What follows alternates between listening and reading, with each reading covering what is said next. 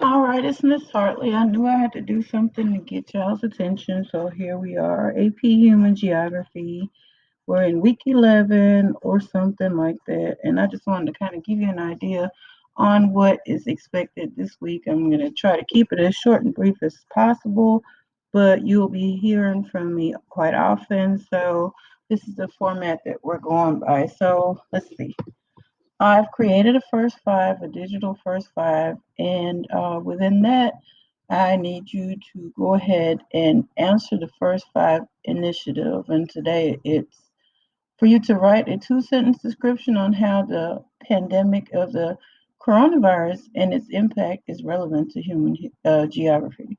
So I want you to just write about what's going on in the world today and how people, like maybe in the future, will consider what's going on right now. So how is it relevant?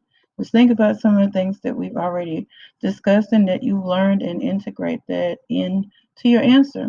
All right, and then I want you to accept your invitation to Google Hangout. By the time you listen to this and watch this, you'll have an invitation on Google Hangout, and I'll show you the way the first five in the quick notes handout looks like in a few seconds, but it just looks like the one that you have in class.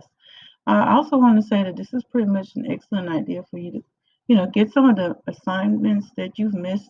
May have been because you were absent, or you just absent-minded, or you didn't check to see what you're missing, you didn't submit. And I've seen a lot of students when I looked at the movie questions for the Lion movie, a lot of students actually completed the work and they just didn't submit it or they just missed one. So it's just a great time for you to start getting used to being able to look at the work that you submitted so you can get credit. So, your grades will be reflecting that. Um, Now, the missing work, I will say a lot of it I've already closed off from earlier part of the semester because it's just been entirely too long.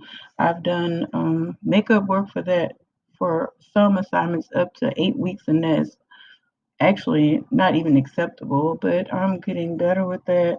And it's more so allowing students to go ahead and do the work because I don't want to give you extra work. I just want to make sure you understand the concept and you're understanding the objective and everything that we're talking about in class. All right, so on your quick notes, there's some slides to follow, and I need you to look at those slides. And they're basically about the spread of Western dance music in the 1900s, and then there's a map of one in 2000.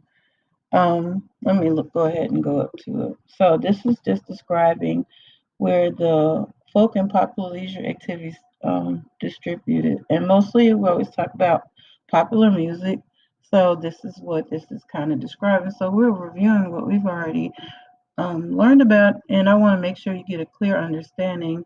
You can go ahead and read this at your own discretion. There is the slideshow that will be updated every day on attached to this assignment, and as you can tell, it's Monday, March the 16th. So make sure you keep up with those days. So you take a look at this, and this is a picture of various different types of dance music and how exactly where it came from and how eventually in 2000, by the 2000s, it's diffused all over the place. So that's just the example of that.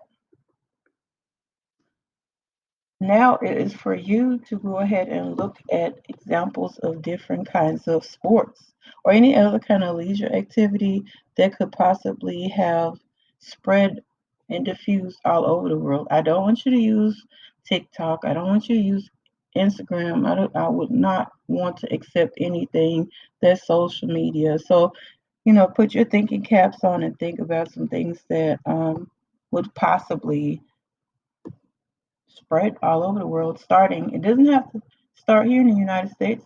Things start all over the place. We're not the only nation or the only country in the only group of cultures, since there's so many cultures in the United States that are actually the start of something. So I think that I have a couple of ideas, but I'm going to see what students come up with on their own.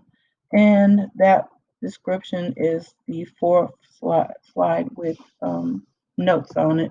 So since you're not responsible for the notes, I want to make sure you understand the notes, because I think that we're going to try different kinds of learning. Do you remember things that you write? Do you remember things that you read? I want to make sure that you understand. You remember things that you listen to? Well, just see, by the time we return, we'll have a good understanding who are the students that can actually possibly, if they wanted to do online learning like in college. If this works for you, then that might be something that you want to consider. Okay, let me show you these really quick. Here is the first five in the quick notes. Of course, as you tap into it and you start typing, it will expand, and you can just type however much you like. I've given you instructions on how much I'm looking for, but this is just the format. So if you choose to type more, that's up to you. Some people do enjoy learning, so I appreciate you if I hadn't told you lately. All right, we're looking at the questions that go along with the video. So the next thing that I need you to do is take a look at the video that is posted on Google Classroom. Let me go ahead and open it.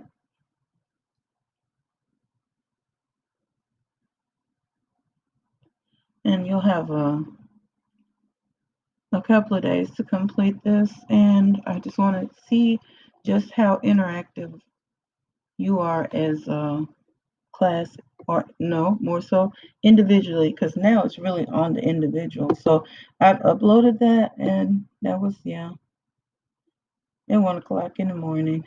So going back to, this is the video right here on Google Classroom, and here are the questions that go along with the video. So since the video is an excuse me, MP4 is not YouTube, and I made sure that some of the students were able to open the video. You should take your time, stop and start it, listen to it again, make sure you answer those correctly, and we'll see if you can possibly take an assessment at the end of the week. We'll see. We'll see what you retain. All right, let me go back to my presentation.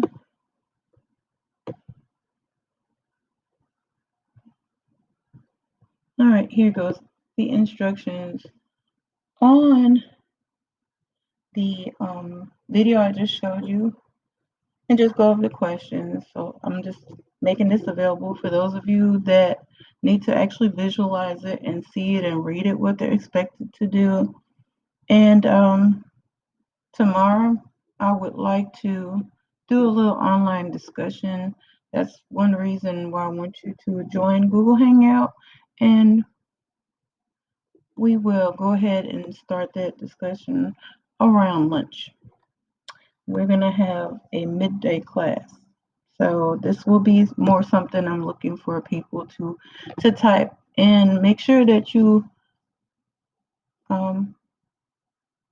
are aligned with what's an institutional language. If you remember from taking notes the other day, and what I've discussed on many occasions, everything is this is a very serious situation we're in right now, so we're going to take advantage of it as best as we can. And I want to be able to have discussions, and typing sometimes allows students that don't speak as much to be more vocal with their responses. So I hope to see participation in Google Hangout. All right, and here we go. I hear so many students always talk about this dance, the Renegade. So I'm putting out a challenge. Well, I'll put the deadline for Friday at midnight for those of you that want to participate. I'm not going to make this a mandatory activity, but I would like to challenge some to be creative with a video and upload it into um, Flipgrid. So go ahead and scan this QR code or hit the link to the Flipgrid that's in the Google Slide presentation in your post, and I want you to follow directions.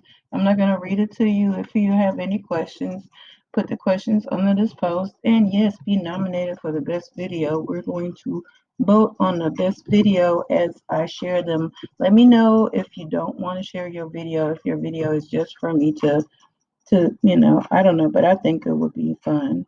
And we might make a little competition between second, third, and fourth block and see how that goes. We can entertain each other a little bit while we're sitting at home. All right, and last but not least, I have an exit ticket.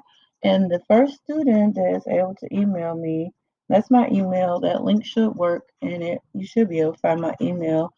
The correct answer to the following question will receive an additional 10 points on the AP Central assessment that you took the other day. So go ahead and explain that, read that question, and you will hear from me again tomorrow.